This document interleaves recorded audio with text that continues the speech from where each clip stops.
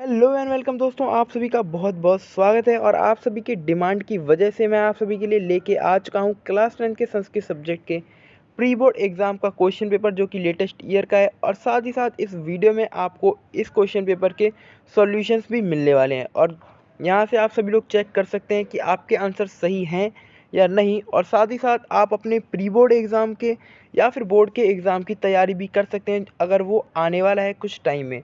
और जो आपका बोर्ड का पैटर्न होने वाला है और जो सिलेबस है, जो टॉपिक्स आने वाले हैं उसमें, वो सेम टू सेम टॉपिक्स आपको इस क्वेश्चन पेपर में मिलेंगे। और इससे पहले जो मैंने 2 प्रैक्टिस पेपर डाले थे, उसमें से कुछ क्वेश्चंस इस पेपर में आए हैं गाइस।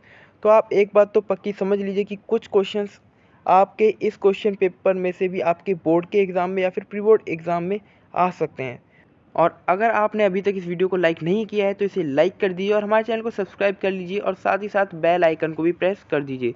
तो यहाँ पे अब हमारा भाग का पहला प्रश्न है, जो कि संधि का है। यहाँ पे हमें संधि से रिलेटेड कुछ प्रश्न पूछे गए हैं और मैंने उनके आंसर्स आपके लिए टिक लगा रखे हैं, जिससे कि आपको पता चल सके कि राइट आंसर कौन सा है।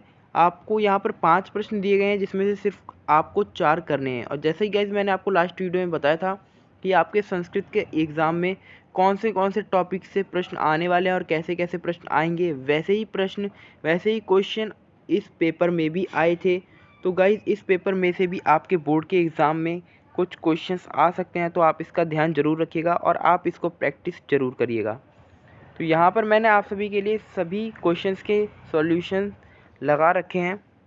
तो यहाँ पर हमारा जो फर्स्ट क्वेश्चन है वो कंप्लीट हो गया है। उसके बाद हमारा जो सेकंड क्वेश्चन है वो है समास के ऊपर, जहाँ पे हमें समास विग्रह करना है और साथ ही साथ कुछ वर्ड ऐसे हैं जिनका हमें समास विग्रह भी करना है। तो यहाँ पे हमें कुल 5 क्वेश्चन दिए गए हैं, जिनमें से हमें 4 ही करने थे और मैंने सभी के लिए आपके लिए सॉल्यूशंस मार्क कर रखे हैं। फिर जो हमारा थर्ड प्रश्न है वो है प्रत्यय से रिलेटेड। जैसा कि आप सभी लोगों को पता है कि क्लास 10 में सिर्फ 3 प्रत्यय आ रहे हैं, जो कि है त्वय प्रत्यय, टाप प्रत्यय और मतु प्रत्यय। और अगर आप इन 3 प्रत्ययों को कर लेते हैं तो आपके ये 4 मार्क्स भी 100% सिक्योर हो जाएंगे। और यहाँ पर कुछ भी हार्ड क्वेश्चन नहीं आते हैं, सिर्फ इन्हीं 3 से आएंगे और ये तीनों ही प्रत्यय बहुत ही ज़्यादा ईजी हैं। तो अगर आप इनको अच्छे से याद कर लेते हैं तो आपके 4 नंबर यहाँ पर पक्के हो जाएंगे। इसके बाद यहाँ पर आप सभी लोग नीचे देख पाएंगे कि जो हमारा चौथा प्रश्न है वो है वाच्य से रिलेटेड। इसके लिए आपको वाच्य का जो ग्रामर होता है उसे याद करना पड़ेगा। और यहाँ पे आपको 3 प्रश्न का ये वाच्य वाला क्वेश्चन आता है और इसके सॉल्यूशंस आप सभी लोग अपने स्क्रीन पर देख पा रहे हैं। और यहाँ पर आप सभी लोगों को एक चीज़ तो पता चल ही गई होगी कि संस्कृत में आपको थोड़ा बहुत तो ग्रामर आना चाहिए, और अगर आपको ग्रामर नहीं आएगा तो आपके लिए थोड़ी सी मुश्किल भी हो सकती है। इसके बाद जो हमारा 5वां प्रश्न है, ये सबसे ईजी क्वेश्चन है अभी तक का, जो भी आप सभी लोगों ने देखा होगा, क्योंकि यहाँ पर आपको हिंदी में समय दिया गया होता है, जैसा कि मैथमेटिक्स में होता है, जैसे 7 बजे आपको दिख रहा होगा।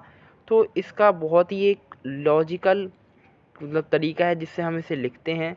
इसे हमें संस्कृत में लिखना होता है। पादोन का मतलब पौने होता है, सपात का मतलब सवा होता है और सार्ध का मतलब साढ़े होता है। तो उसके हिसाब से आप इनको कर सकते हैं। इसके बाद हमारा छठा प्रश्न अव्यय से है। आपको इसके लिए अव्यय का मतलब पता होना चाहिए और साथ ही साथ आपको वाक्य से भी थोड़ा बहुत मतलब समझ में आना चाहिए, तो आप इसको ईजिली कर पाएंगे।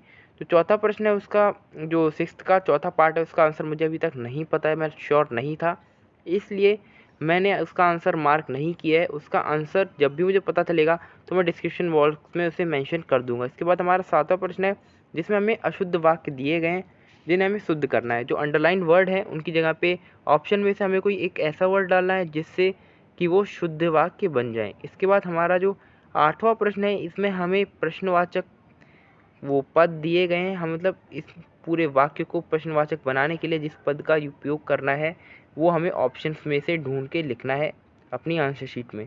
तो यहाँ पे जो अंडरलाइन वर्ड है उसकी जगह पे जो वर्ड आना चाहिए वो आपको यहाँ पर मेंशन करना है। तो ये 5 नंबर का क्वेश्चन आता है, जो कि बहुत ही ज़्यादा ईजी होता है। कभी कभी इसमें से थोड़ा ट्रिकी क्वेश्चंस आ जाते हैं, वरना ज़्यादातर क्वेश्चंस ऐसे ही रहते हैं। जैसे कि अगर आप लोग देख पा रहे होंगे कि जो लास्ट में जो आ रहा होता है वही आपको सेम ऑप्शन में भी देखना होता है कि क्या वही लास्ट में भी आ रहा है, और आपका वो सही हो जाता है। 9th जो हमारा क्वेश्चन है, इसमें हमें दिया गया है वो पर्यायवाची के लिए पर्यायवाची शब्द हमें यहाँ पर लिखने हैं अंडरलाइंड वर्ड्स के।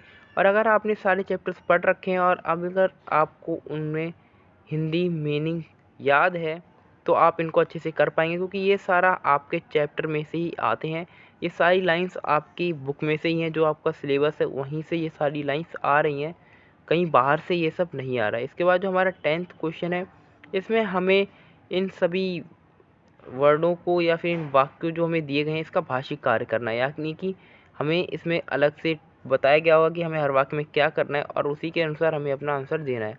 फर्स्ट में जैसा कि आप सभी लोग देख पा रहे हो कि हमें पक्वम का विलोम शब्द लिखना था, वो कि अपक्वम है। और सेकंड में कृतज्ञ का हमें विलोम पद लिखना था। फिर थर्ड में हमें करुणोपरि गृही में से विशेषण पद बताना है, साथ ही साथ फोर्थ में क्रियापद बताना है। फिर पाँचवें में हमें कर्ता पद और छठे में अव्यय पद।